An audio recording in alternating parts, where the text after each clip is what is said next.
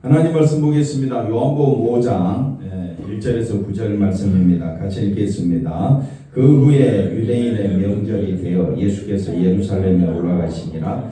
예루살렘에 있는 양문 곁에 히브리 말로 베데스라 하는 곳이 있는데 거기에 행각 5이 있고 그 안에 많은 병자, 맹인, 다리 저는 사람, 혈기 많은 사람들이 누워 물의 움직임을 기다리니 이는 천사가 가끔 못에 내려와 물을 움직이게 하는데 움직인 후에 먼저 들어가는 자는 어떤 병에 걸렸든지 낫게 됨이라. 거기에 38해 된 병자가 있더라. 예수께서 그 누운 것을 보시고 병이 벌써 오랜 줄 아시고 이르시되 내가 낫고자 하느냐. 병자가 대답하되 주여 물이 움직일 때에 나를 못에 넣어주는 사람이 없어 내가 가는 동안에 다른 사람이 먼저 내려가나이다. 예수께서 이르시되 일어나 내 자리를 들고 걸어가라 하시니 그 사람이 곧 나와서 자리를 들고 걸어가니라. 이날은 안식일이니. 아멘. 할렐루야.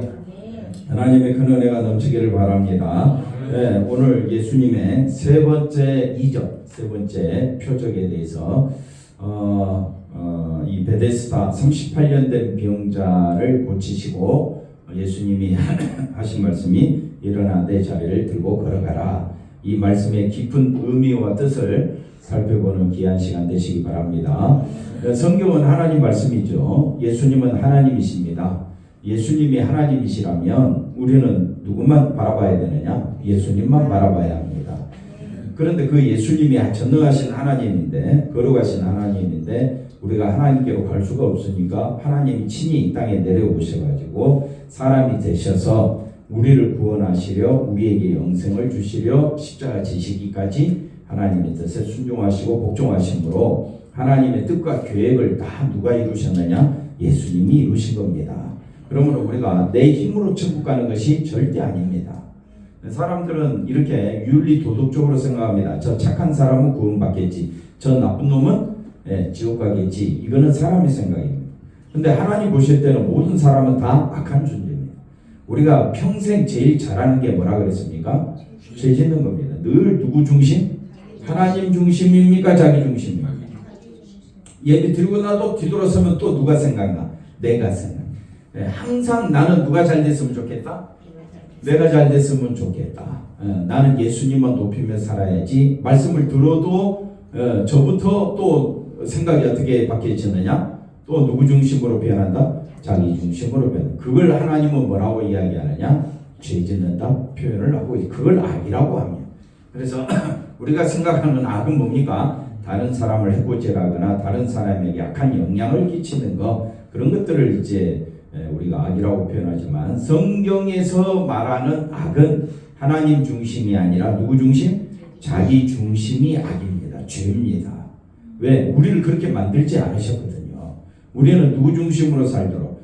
예수님 중심, 하나님 중심으로 살도록 만드셨는데 우리는 선악과를 따먹은 모든 인간은 인간의 본성이 누구 중심이 되어 있느냐? 자기 중심이다 이 말이에요.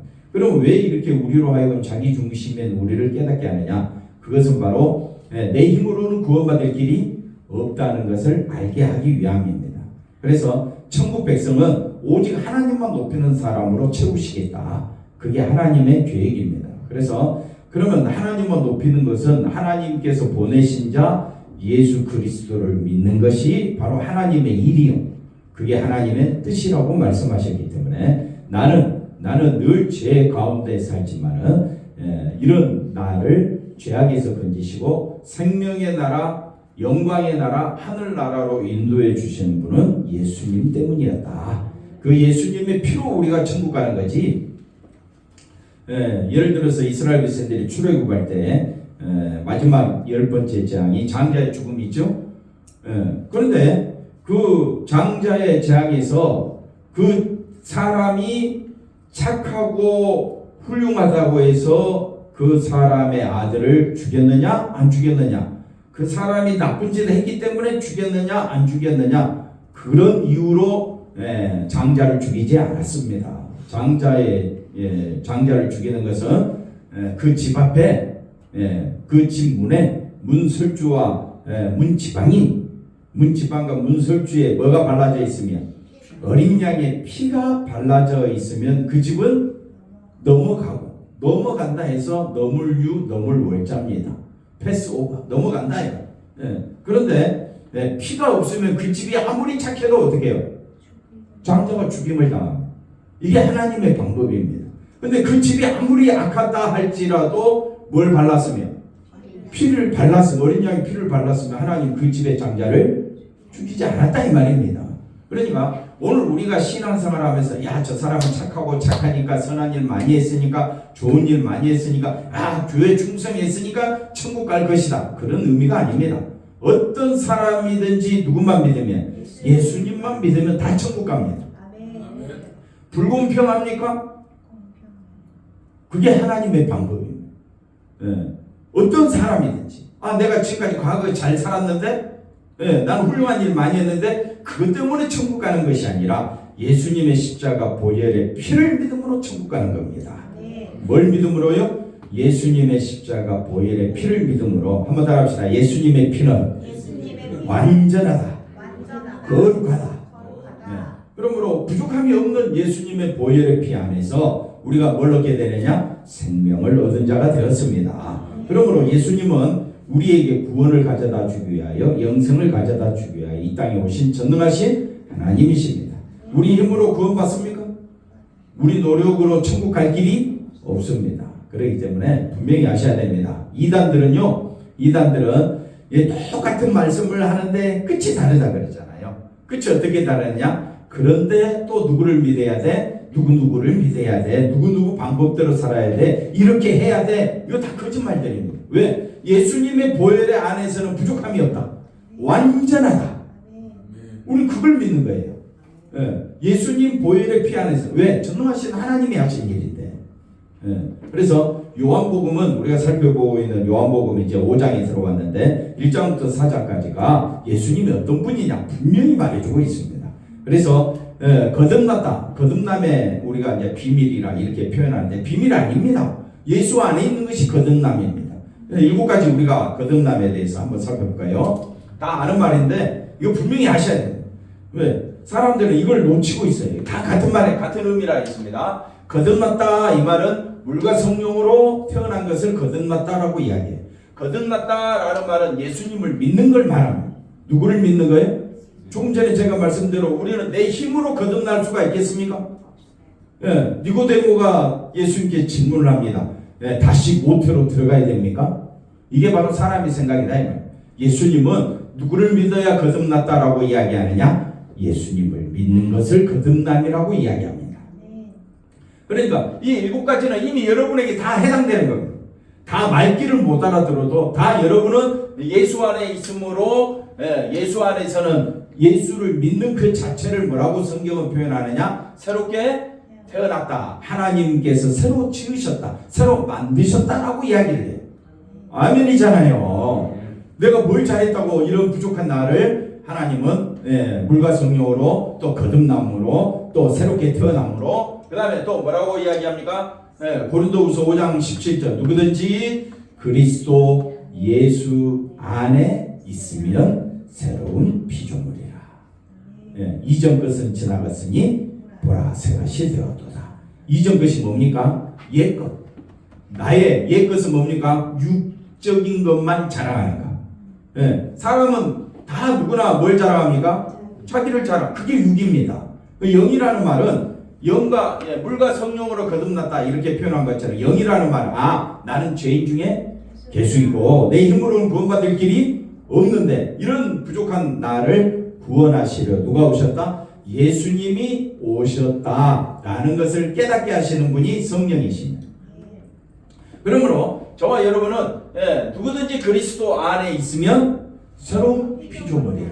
이전 것 육의 생각은 지나가고 보라 새 것이 되었다라는 말은 영의 생각을 한다. 성령의 생각을 한다. 성령의 생각은 누구만 의지하게 하느냐? 예수님만 의지하게 한다. 한번 따라합시다. 예수님 안에서 나는 완전하다.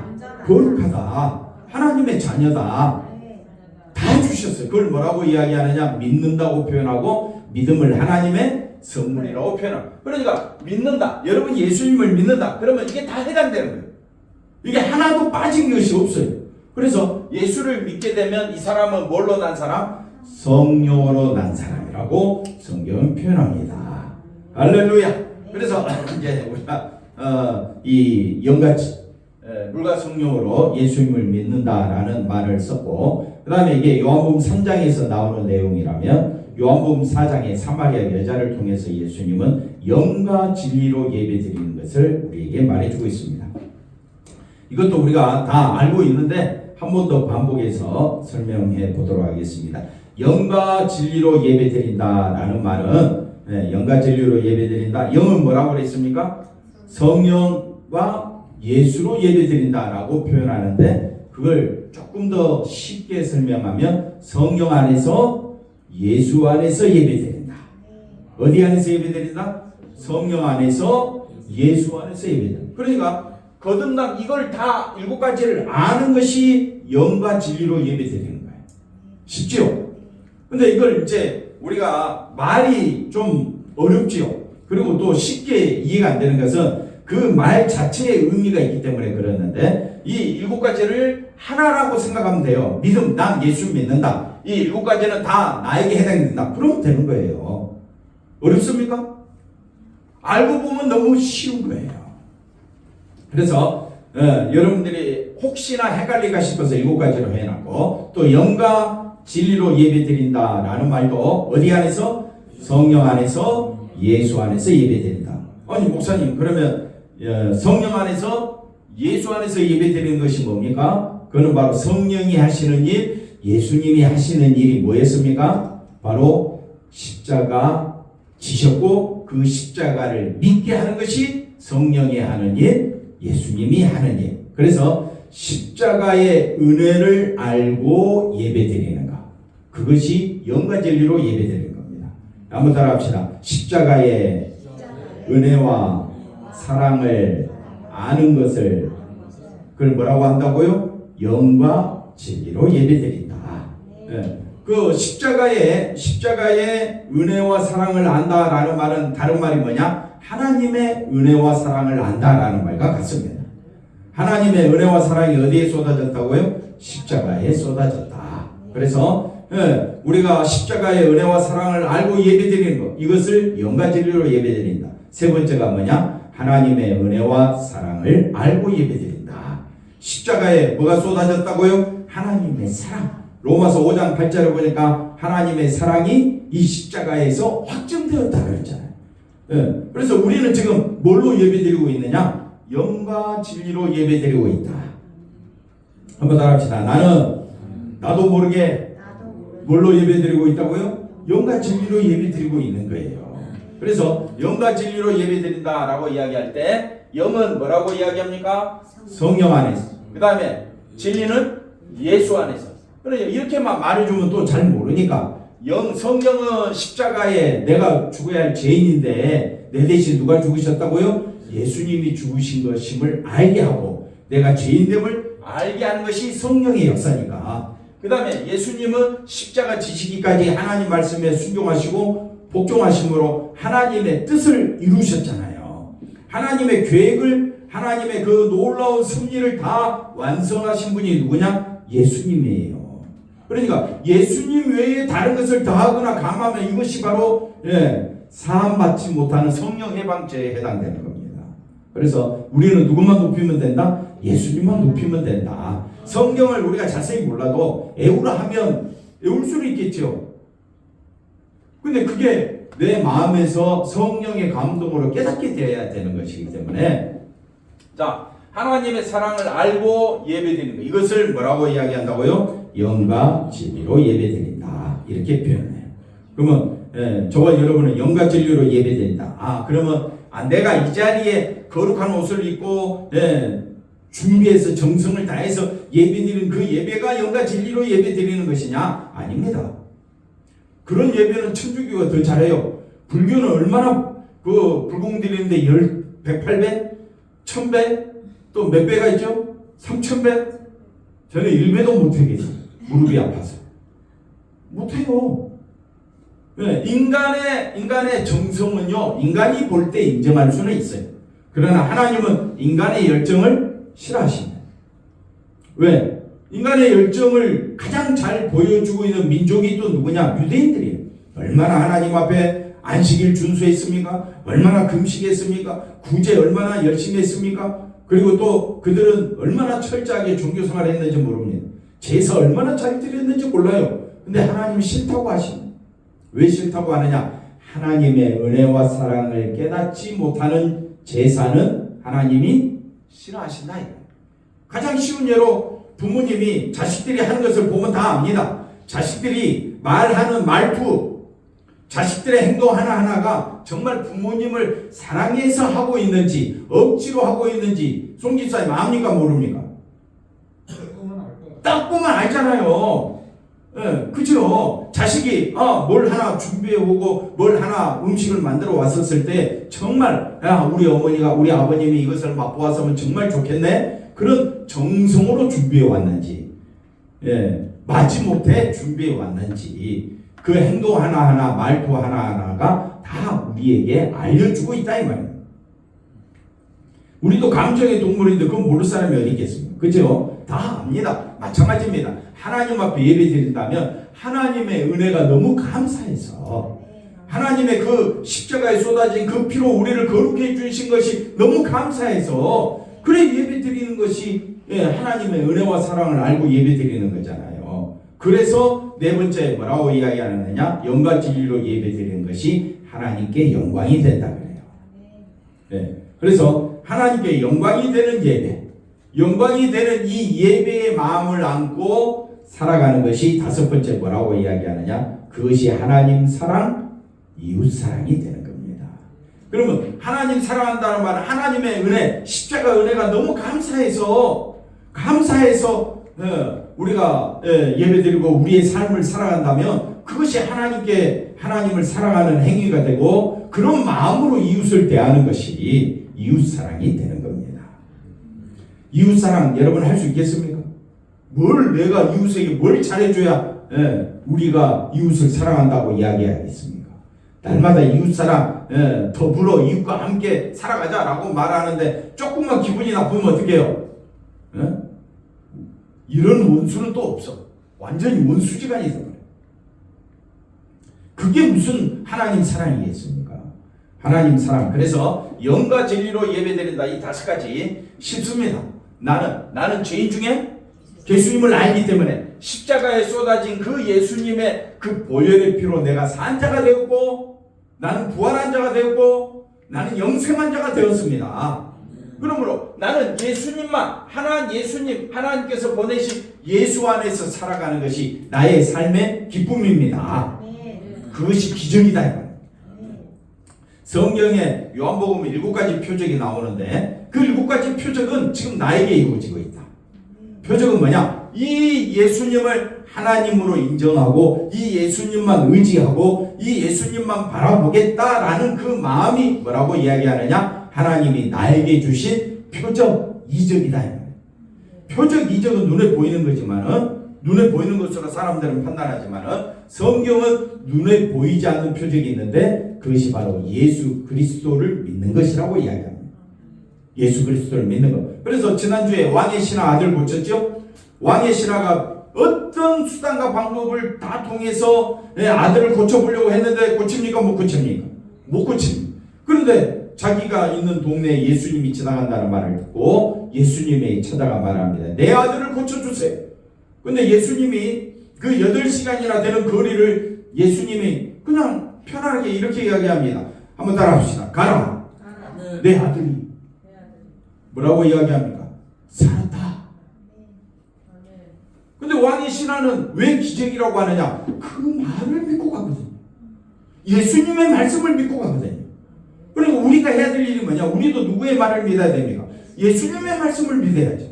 왜? 예수님 말씀이 전능하신 하나님 말씀이요. 영과 진리로 예배드리는 말씀이요. 예수님 말씀은 나를 살리는 생명의 말씀이다 이 말이에요. 오늘 본문에 나오는 이제 38년 된 병자입니다. 오늘 여기 말씀 보십시다. 38년 된 병자인데 6절에 보면 이렇게 말하고 있습니다. 6절. 자, 6절. 거기에 몇 년 된 병자가 있다고요? 38년이니까 인생의 반 이상이겠죠. 인생의 반 이상을 베데스다 목가에 그렇게 있었는데 예수님께서 얼마나 병이 심했는지 그 누운 것을 보시고 병이 벌써 어떻게 됐다고요? 오래된 병이 너무 깊었어. 그런데 이르시되 내가 낫고자 하느냐? 이 병자가 왜 여기 누워 있습니까? 낫고자 왔는데 예수님의 질문이 이상해. 네가 낫고자 하느냐? 자, 1절을 다시 보시면 이 말씀이 나오기까지 배경이 있는데, 자, 명절에 예수님께서 예루살렘에 올라갑니다. 예수님께서 예루살렘에 있는 어떤 문요? 양문. 다른 말로 이야기하면 양의 문인데 양들이 들어가는 문입니다. 양들이 들어간다는 말은 제사 때 쓰여지는 것이 뭡니까? 양입니다. 그래서 양의 문을 뭐라고 이야기하느냐? 그 양이 피 흘려 죽음으로 내가 죄사함 받았습니다 라고 고백하는 제사 의식이기 때문에 양의 문을 희생의 문, 은혜의 문이라고 합니다. 양의 문을 한번 따라합시다. 희생의 문, 자비의 문, 은혜의 문. 네, 이해가 되셨죠? 그 양이 내가 죽어야 할 자리에 대신 죽었음을 기억하고 나의 죄를 사해 주시는 하나님께 감사하고 그 은혜를 느끼는 문이 무슨 문이라고요? 양의 문이 있어요. 근데 베데스다라는 못이 있는데 이 베데스다라는 말의 뜻도 은혜입니다. 양의 문은 양이 죽임을 당해가지고 내가 살 길을 얻었다 해가지고 은혜가 되는데, 베데스다라는 말 뜻은 뭐라고요? 은혜의 못입니다. 은혜의 문에 은혜의 못이 있었으니 얼마나 은혜가 넘칠까요? 근데 실상은 어떻습니까? 실상은 이 솔로몬 행각은 큰 기둥이 5개가 있었는데 3절에 보니까 여기에 행각 5이 있었는데 3절에 보면 그 안에 은혜의 문에 은혜의 못에 은혜가 넘쳐야 되니까 병자들이 있어야 돼요, 없어야 돼요? 없어야 되는데 여기에 얼마나 많은 병자들, 얼마나 많은 사람들이 물이 뭐 한번 움직이세요. 뭐 지진이 일어나서 움직이든 간에. 근데 사람들은 이걸 뭐라고 생각하느냐? 4절에 보니까 사람들은 4절에 물의 움직임을 뭐라고 설명하느냐? 천사가 가끔 못에 내려와 물을 움직이게 한다라는 전설을 믿고 있는 거예요. 은혜의 문에 은혜의 못에 하나님의 은혜를 생각하지 아니하고 뭘 생각하고 있다고요? 천사가 나타나서 물을 움직이는 이곳에 기적이 있다. 이런 전설을 믿고 있는 거예요. 그랬을 때 예수님께서 이 수많은 사람들이 모인 곳에 많은 병자들이 있으니까 얼마나 거기가 복잡하겠어요. 그런데다가 예수님이 예루살렘에 가까이 왔으니까 또 유대인들이 또 얼마나 많이 모였겠습니까? 자, 그러면 예수님께서 많은 사람들 가운데 왜 유독이 5절에 보니까 38년 된 병자에게 갔느냐 하는 것이 중요한 문제가 됩니다. 그 수많은 병자들, 맹인들, 그 다음에 다리 저는 자, 혈기 많은 자, 뭐 그런 사람만 있겠습니까? 별의별 질병에 걸린 사람들이 얼마나 많이 있었겠어요. 근데 왜 예수님은 하필이면 38년 된 그 병자에게 찾아갔느냐 이 말이에요. 답은 제가 이미 말했어요. 답은 말했다니까. 왜 38년 된 병자에게 갔을까요? 그럼 고쳐주려고. 그게 이제 답은 아닌데 왜 38년 된 병자에게 갔을까요? 제가 조금 전에 그렇게 열심히 이야기했는데 뭐예요? 은혜가 뭔지 알려주려고. 은혜가 뭡니까? 은혜가 뭡니까? 병고침 받는 게 은혜겠지. 그렇잖아요. 맹인이 눈 뜨는 게 은혜잖아요. 근데 눈 떴다고 병고침 받았다고 사람들이 은혜냐? 아닙니다. 은혜가 뭐냐면요. 은혜가 뭐냐면 사람은 한 번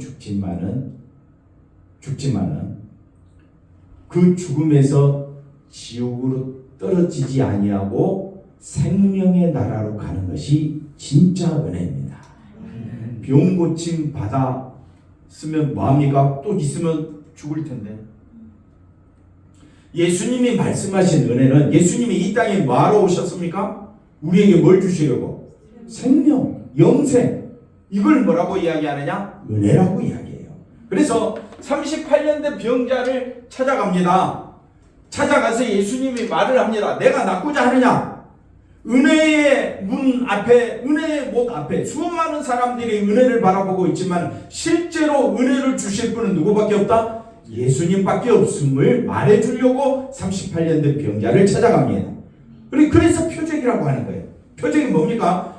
물이 변하여 포도주가 되는 것은 사람들은 맛을 보고 이 너무 맛있다, 그게 표적이 아니고요. 표적은 뭐냐? 예수님이 십자가 보혈의 피로 우리 죄를 사해 주신 것이 뭐라고요? 은혜다.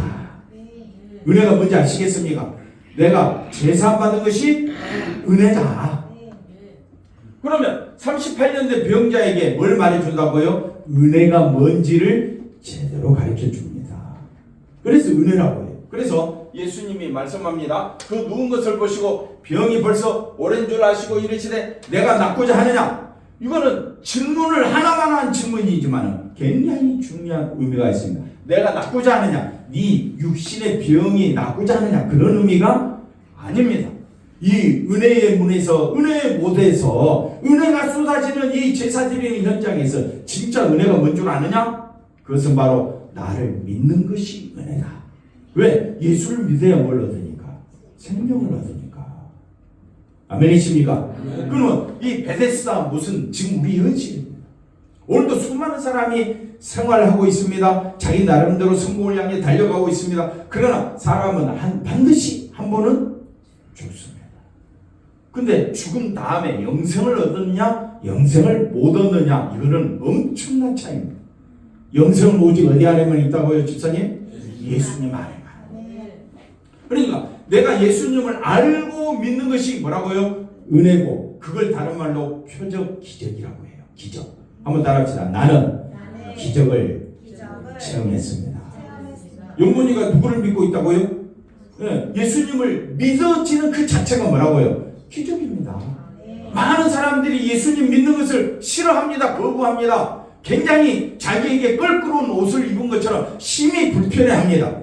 그런데 그 가운데서 예수님이 38년 된 병자를 택하신 것처럼 오늘 두루마리 책에 기록된 하나님의 백성을 택하셔서 누구를 믿게 하느냐? 예수를 믿게 합니다. 그것을 뭐라고 이야기한다고요? 기적이라고 표현합니다. 그걸 뭐라고 이야기하느냐? 은혜 중에 은혜라고 해요. 내가 예수 믿는 것이 뭐라고요? 나는 영생 얻은 자다. 이렇게 말을 하게 됩니다. 그래서 7절에 예수님 말씀합니다. 아니, 병자가 말합니다. 뭐라고 말하는? 병자가 뭐라고 말해야 됩니까? 네가 낫고자 하느냐? 집사님 뭐라고 답해야 돼요? 네, 한마디만 하면 되잖아요. 한마디만 네 하면 되는데 뭐라고 이야기합니까? 주여라는 이 말 속에 우리가 생각을 해볼 수 있는 단어가 하나 있는데 예수님은 젊은 사람입니다. 30세쯤입니다. 38년 된 병자는 이미 나이가 50대는 넘었겠지요. 20대 병을 얻었으면 벌써 60대 아닙니까? 그러니까 네가 낫고자 하느냐라는 그 말하는 사람을 이 베데스다에 있는 수많은 사람들이 왕의 신하가 그 고침받았다는 그 소식을 벌써 예루살렘은 소문이 쫙 퍼졌을 거 아니에요.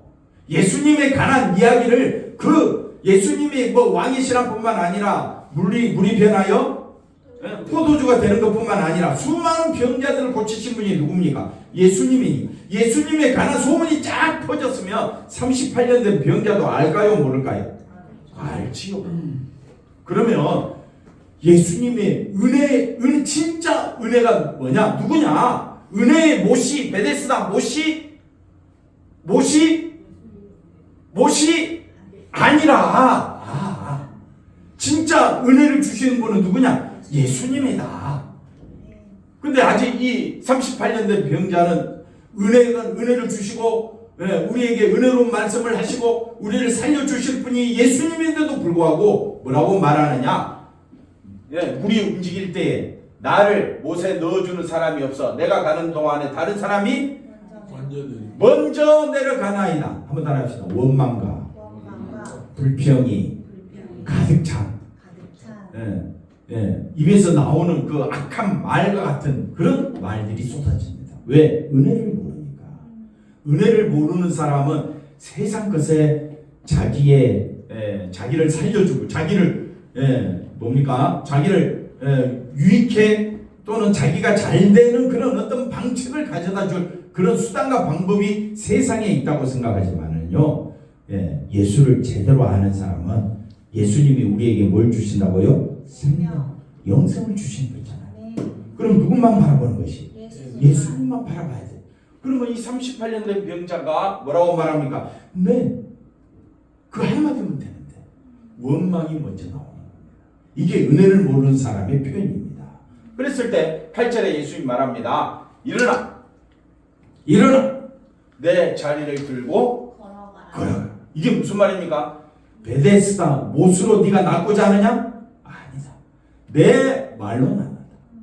예수님의 말씀으로 낫는다. 일어나 내 자리를 들고 걸어가라. 그러니까 그 사람이 곧 뭐라고 말합니까? 나았다는 말이 뭡니까? 육체적으로 그 수많은 사람들이 보는 앞에서 은혜의 문, 은혜의 못에서 은혜를 주실 분은 베데스다 못이 아니라 뭐라고요? 예수님이시다. 그래서 이걸 세 번째 표적이라고 이야기를 합니다. 그래서 우리가 이런 말이 있습니다. 예수님 말씀 자체가 믿어지는 것이 뭐라고요? 그것이 은혜요. 기적입니다. 왜? 예수님은 전능하신 하나님으로 우리에게 영생을 주시는 분이잖아요. 그래서 마태복음 4장 4절에 뭐라고 말합니까? 사람이 떡으로만 살 것이 아니요 하나님의 입으로부터 나오는 모든 말씀으로 살 것이니라. 이 말이 뭐냐면 떡은요 육체를 살리는 겁니다. 떡을 먹어야 육체가 움직이잖아요. 근데 우리 영혼이 사는 길은 뭡니까? 말씀이에요. 우리가 영생 얻는 것은 뭘 믿어야 되느냐? 하나님 말씀을 믿어야 돼요. 그 예수님의 말씀을 믿는 것이 바로 영이요 생명이요 바로 은혜 중에 은혜가 되는 겁니다. 그러면 요한복음 말씀 보십시오. 내가 그 길이요 진리요 생명. 예수님이 길이요 진리요 생명 믿으면 되잖아요.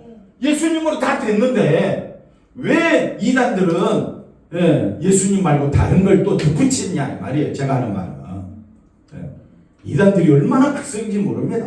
어제도 뭐 만나서 이야기하는데 아무리 이야기해줘도 못 알아듣습니다. 그 사람들은 예수님이 아닙니다.